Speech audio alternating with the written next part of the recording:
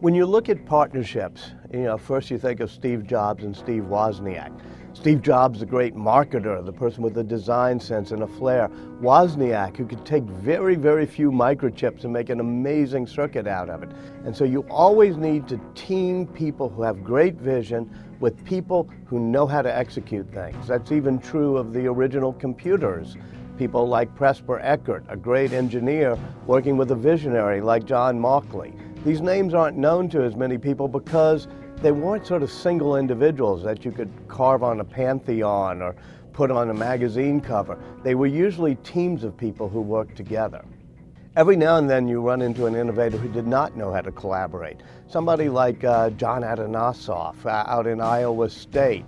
And he was sort of sitting there in a basement trying to build a computer with just one graduate student helping him. And he never was able to get the punch card burners to work.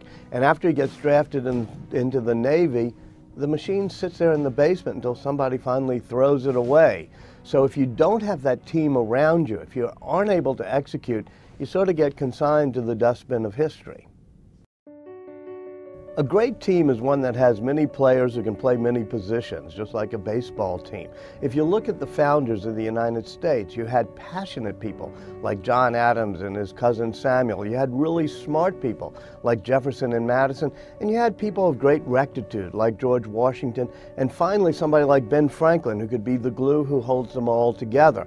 And that, to me, is a type of team that's replicated, whether it's Intel with Gordon Moore and Robert Noyce and Andy Grove, or Bell Labs, which has wonderful people who can do things like be information scientists as well as pole climbers with grease under their fingernails, all working together as a team. So when you look at the teams that created the great innovations of the digital age, it was usually not just one type of person, but a team that could pull together with many types of talents.